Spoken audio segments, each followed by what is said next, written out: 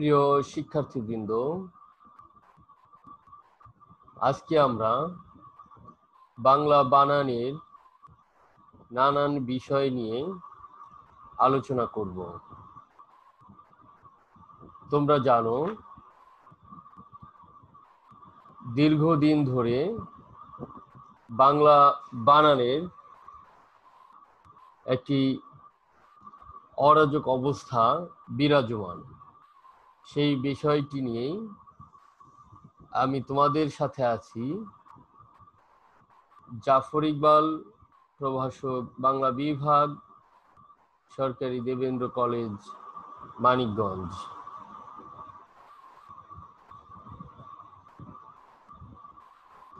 স্বাগত প্রিয় শিক্ষার্থীবৃন্দ।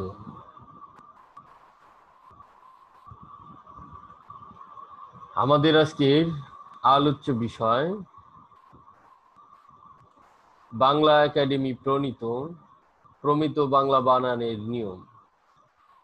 তোমরা জানো, বাংলা একাডেমি 1992 খ্রিস্টাব্দে প্রথম বাংলা বানানের অসঙ্গতি দূর করার জন্য প্রমিত বাংলা বানানের নিয়মসমূহ একটি পুস্তিকা আকারে প্রকাশ করে। এরপরে তার পরিমার্জিত রূপ 2000 খ্রিস্টাব্দে বাংলা একাডেমি ব্যবহারিক বাংলা অভিধানে পরিমার্জিত আকারে প্রকাশ করে। এটি দীর্ঘদিন বাংলা ভাষা এবং বাংলা বানান পরিমার্জিতকরণ এবং শুদ্ধকরণে বিশেষ ভূমিকা পালন করেছে।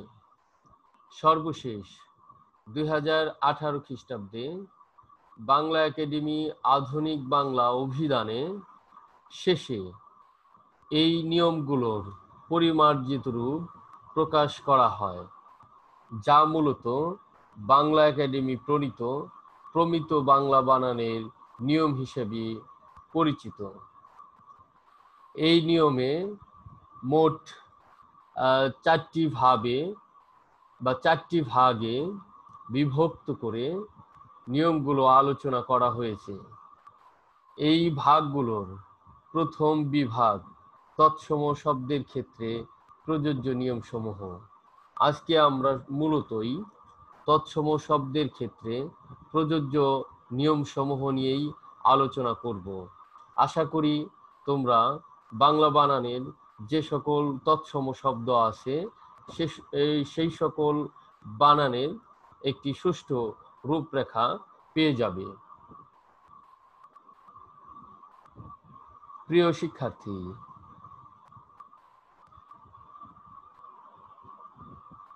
আমাদের বাংলা বানানের নিয়মে প্রথমেই যে নিয়মগুলো দেখতে পাই, এই নিয়মে বর্ণিত ব্যতিক্রম ছাড়া তৎসম বা সংস্কৃত শব্দের নির্দিষ্ট বানান অপরিবর্তিত থাকবে। অর্থাৎ তৎসম শব্দের বানান তৎসম ব্যাকরণ দ্বারা নিয়ন্ত্রিত।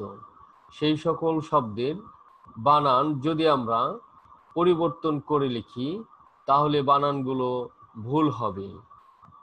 যেমন আমি একটি শব্দ এখানে লিখেছি, এই শব্দটা সংস্কৃতে যে রূপ আছে বা সংস্কৃত ব্যাকরণ যে নিয়ম মেনে বানানটি করা হয়েছিল আমি সেটাকে পরিবর্তন করে লিখেছি। এখানে শ্বশুর বানান তালবস্য রস্য ওকার ঢয় শূন্য ডয় শূন্য র, তাহলে তালবস্য রস্যকার ডয় শূন্য র শ্বশুর।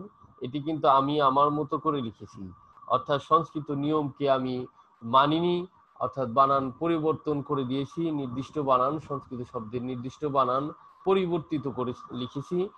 যেহেতু এটা অপরিবর্তিত থাকবে সেজন্য আমারটি এখানে আমি যেটা লিখেছি সেটি ভুল। শুদ্ধ বানানটি হবে তালবস্যয় বফলা সংযুক্ত তালবস্যয় বফলা তালবস্যয় রস্যকার বয় শূন্য র শ্বশুর শাশুড়ি। এখানেও কিন্তু আমি সংস্কৃত যে নিয়মটি আছে সেটি কিন্তু পরিবর্তন করে দিয়েছি, এজন্যই বানানটি ভুল হিসেবে পরিগণিত হবে। সংস্কৃত নিয়ম অনুসারে যে বানানটি হবে সেটি হচ্ছে এরূপ: তালবস্যকার, তালবস্যয় রস্যকার, তারপরে রয় শূন্য রয় রস্য ইকার, শাশুড়ি। এভাবে বানানগুলো সংস্কৃতে যেভাবে আছে ঠিক সেভাবেই লিখতে হবে, তাহলেই বানানগুলো শুদ্ধ হবে, অন্যথায় বানানগুলো ভুল হিসেবে পরিগণিত হবে।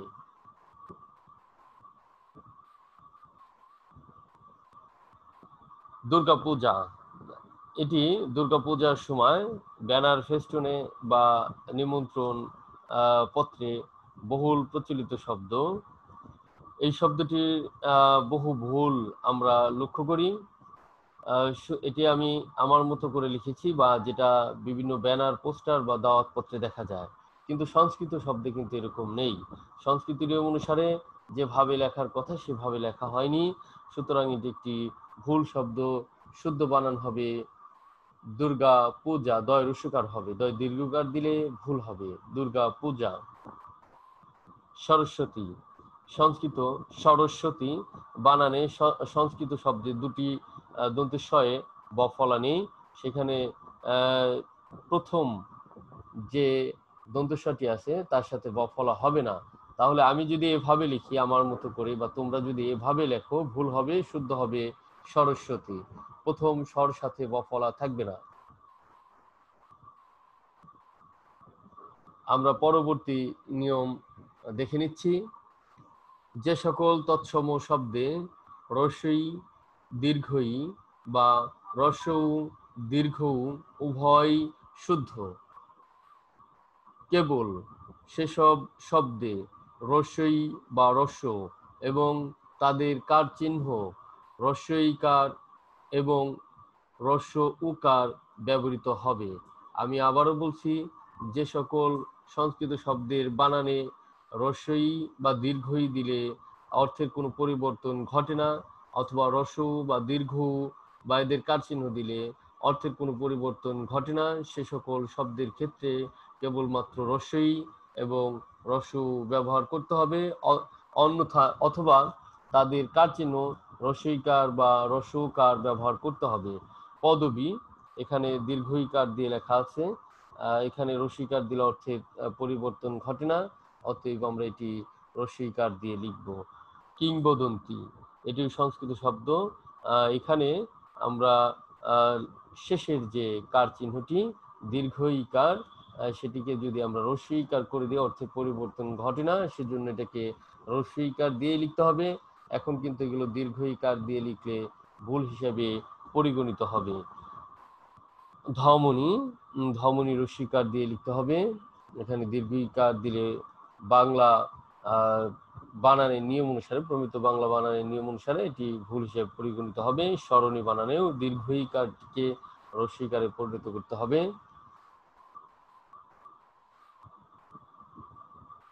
যুবতী, এখনো অনেক বই, পুস্তক বা পত্র পত্রিকায় আমরা এই শব্দটি দীর্ঘইকার দিয়ে লেখা দেখে থাকি। এই শব্দটি দীর্ঘইকার দিয়ে লিখলে ভুল হিসেবে পরিগণিত হবে। যুবতী বানানে তয় রস্যইকার দিয়ে লিখতে হবে। তরণী, অনেক বইতে এটিকে দীর্ঘইকার, মূর্ধন্যর সাথে দীর্ঘইকার লক্ষ্য করা যায়। অনেক শিক্ষার্থী বা অনেক ব্যানার, পোস্টারে আমরা অনেক ক্ষেত্রেই এই বানানটি দীর্ঘইকার দিয়ে দেখি। দীর্ঘইকার দিয়ে লিখলে ভুল হবে, রস্যইকার দিয়ে লিখতে হবে। প্রিয় শিক্ষার্থী, ধরণী, এটি রস্যইকার দিয়ে লিখতে হবে। মঞ্জরি, মঞ্জরি, এটি উচ্চারণ হচ্ছে মঞ্জরি। মঞ্জরিতে আমরা দীর্ঘইকার দেখতে পাচ্ছি, যে রস্যইকার হবে মঞ্জরি শব্দটি। রচনাবলী, অনেক রচনাবলীতে এখনো এই শব্দটি দীর্ঘইকার দিয়ে লক্ষ্য করা যায়। এটি শুদ্ধ বানান হবে রচনা বলি, রস্যইকার দিয়ে লিখতে হবে। সূচিপত্র, এটা তো প্রায় 90% আমাদের যারা লেখালেখি করে বা বই পুস্তকে সূচিপত্র অথবা বিভিন্ন নোটিশে সূচিপত্র বানানটি ভুল দেখা যায়। সূচি বানানটি এখানে সূচি এবং পত্র যুক্ত হয়েছে এবং সংস্কৃত বানান এই যে 1.2 যেটা উপধারা সেখানে নির্দেশনা অনুসারে রস্বইকার হবে সূচিপত্র। শ্রেণী বানানটি এখন অনেককেই শুদ্ধ করে লিখতে দেখা যায়। পল্লী বানান, এটা অনেকেই ভুল করে থাকে। পল্লী বানান এটা দীর্ঘইকার না হয়ে রস্বইকার হবে পল্লী।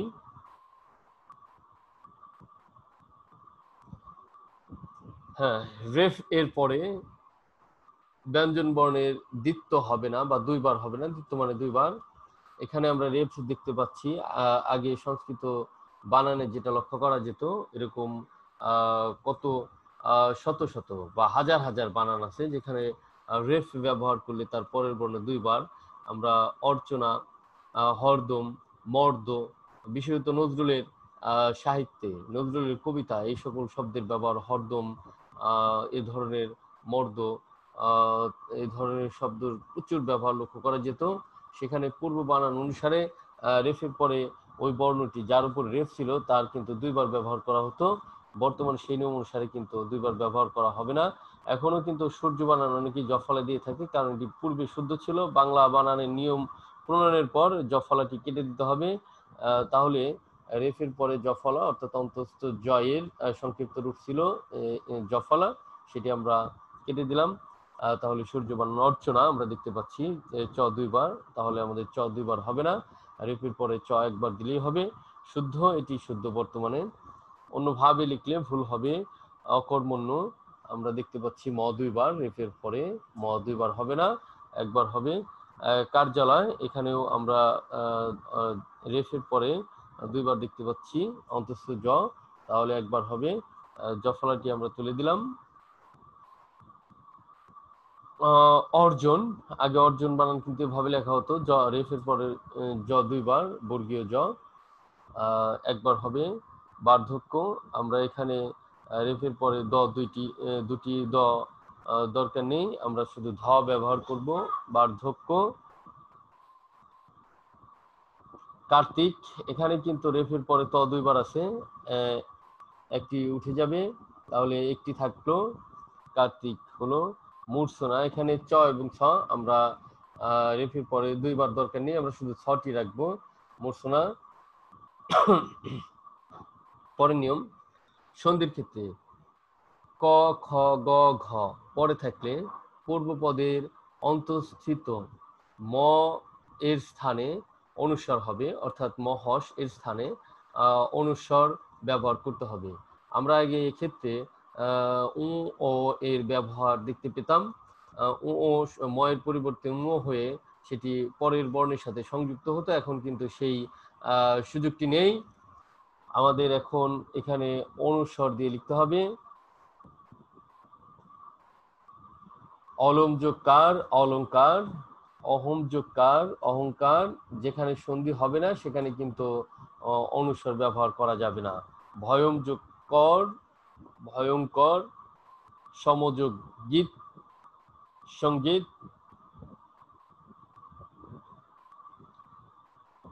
সমযোগ ঘটন, সংঘটন। শুভম যোগ কর, শুভঙ্কর। আমরা বানানগুলো দেখতে পাচ্ছি। বিশেষ দ্রষ্টব্য, সন্ধিবদ্ধ না হলে উ এর স্থানে অনুস্বার হবে না। যেখানে যে শব্দটি সন্ধি করা যায় না সেখানে কিন্তু আমাদের অনুস্বার হবে না। অঙ্ক, অঙ্ক বানান অনেকেই এভাবে লিখে থাকে, এখানে কিন্তু অঙ্ক বানান এভাবে লিখলে অবশ্যই ভুল হবে প্রিয় শিক্ষার্থী। অঙ্ক বানান এখানে এভাবে লেখা যাবে না, এটা কি সন্ধি করা যায় না। শুদ্ধ অঙ্ক বানানটি হচ্ছে সরয় কয় সংযুক্ত অঙ্ক। আকাঙ্ক্ষা, আকাঙ্ক্ষা বানান এভাবে লিখে থাকে। আকাঙ্ক্ষা 3-4 ধরনের বানান লক্ষ্য করা যায়, সবগুলোই ভুল, শুধুমাত্র এই বানানটি শুদ্ধ, বাকি সবগুলোই ভুল হিসেবে পরিগণিত হবে। তোমরা অন্য কোনোভাবে বানান লিখলে তোমরা যদি এই আকাঙ্ক্ষা বানান যেভাবেই লেখো না কেন এটি বাদে, সেটি কিন্তু ভুল হিসাবে পরিগণিত হবে। শৃঙ্খলা, অনেকে এভাবে শৃঙ্খলা শব্দটিকে লিখে বিশৃঙ্খল করে ফেলে, শৃঙ্খলা বানানে শৃঙ্খলা রাখতে হবে, বানানটি এভাবে লিখতে হবে। অঙ্গ, অনেকে এভাবে লিখে থাকে অঙ্গ, অঙ্গ বানানটি শুদ্ধভাবে লিখতে হবে এইভাবে, অন্যভাবে গয় সংযুক্ত অঙ্গ। কঙ্কাল, ক অনুস্বর দিয়ে অনেকে লিখে থাকে, অনুস্বর দিলে ভুল হবে। লঙ্ঘন, ল গয় সংযুক্ত লঙ্ঘন, শুদ্ধ করে লিখতে হবে প্রিয় শিক্ষার্থী। সংস্কৃত, ইন প্রত্যয়ন্ত শব্দের দীর্ঘ ইকারান্ত রূপ সমাসবদ্ধ হলে সংস্কৃত ব্যাকরণের নিয়ম অনুযায়ী সেগুলোতে হ্রস্ব ইকার ব্যবহৃত হবে। আমি আবারও বলছি, সংস্কৃত ইন প্রত্যয়ন্ত শব্দের শেষে যদি ইন প্রত্যয়ন্ত মানে যে শব্দের শেষে ইন যুক্ত হয়েছিল প্রত্যয় হিসেবে, সেগুলো শেষে দীর্ঘ ইকার হয় সাধারণত। ইন প্রত্যয় যুক্ত হলে সেগুলো সমাসবদ্ধ হয়ে, অর্থাৎ তারপরে যদি আরেকটি শব্দ যুক্ত হয়, সেই মাঝের যে তোমার দীর্ঘ ইকারটি, অর্থাৎ ইন যুক্ত হওয়ার ফলে যে দীর্ঘ ইটি হয়েছিল দীর্ঘ ইকার, সেই দীর্ঘ ইকারটি হ্রস্ব ইকারে পরিণত হবে যদি সেটি সমাসবদ্ধ শব্দ হয়ে যায়। তাহলে গুণী, শুধু গুণী বানানে দীর্ঘ ইকার হবে, এবং গুণীর সাথে জন যুক্ত হলো, অর্থাৎ গুণী যে জন সমাসবদ্ধ হলো, গুণী যে জন সংক্ষিপ্ত বা সংক্ষেপে হয়ে গেল গুণীজন। এখানে কিন্তু আমরা এই শব্দটিকে গুণীজন, এখানে কিন্তু আমরা এই গুণীজনকে হ্রস্ব ইকার দিয়ে লিখব। প্রাণীবিদ্যা, একই নিয়ম অনুসারে এখানে প্রাণীবিদ্যা হ্রস্ব ইকার হয়ে যাবে। মন্ত্রী পরিষদ, একই নিয়ম অনুসারে হ্রস্ব ইকার হয়ে যাবে। কালিদাস, একই নিয়ম অনুসারে এখানে হ্রস্ব ইকার হয়ে যাবে। কালিদাস। বিশেষ দ্রষ্টব্য, ইন প্রত্যয়ন্ত শব্দের সঙ্গে তয় ব এবং তা প্রত্যয় যুক্ত হলে হ্রস্ব ইকার হবে। কৃতিযুক্ত, শুধু কৃতি বানান দীর্ঘ ইকার, তয় ব, তাহলে কৃতিত্ব। দায়ী যোগ তয় ব, দায়িত্ব। প্রতিযোগী যোগ তা, প্রতিযোগিতা। সহযোগী যোগ তা, সহযোগিতা।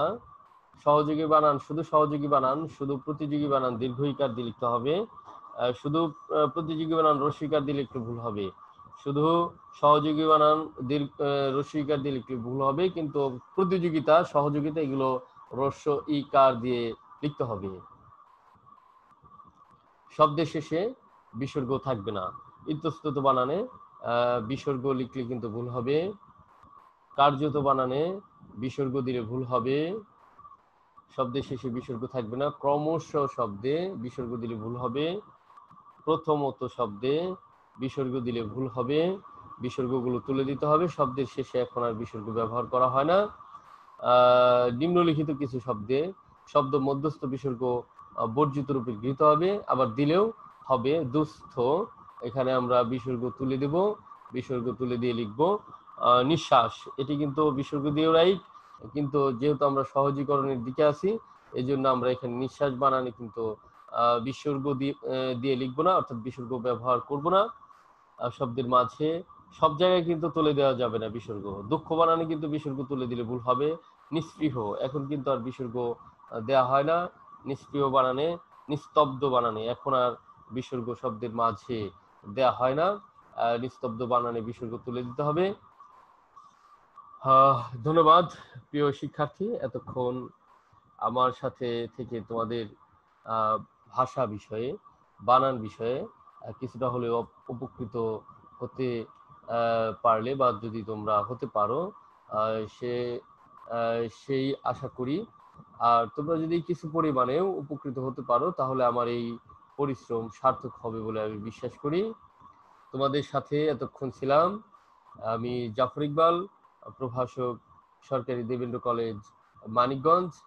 আশা করি পরবর্তী ক্লাসেও তোমাদের পাবো। এটি বানান বিষয়ে আমার প্রথম ক্লাস।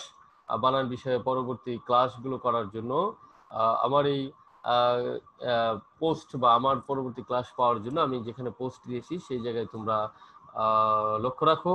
আশা করি বানান বিষয়ে বিস্তারিত আলোচনা এবং তোমাদের জন্য একটা সুশৃঙ্খল বানান তৈরি করার জন্য যত নিয়ম প্রয়োজন হয় যত বিধি আছে তার আলোকে একটা নির্দিষ্ট রোড ম্যাপ বা নির্দিষ্ট পথ দেখাতে পারবো, এই প্রত্যাশা রেখে শেষ করছি।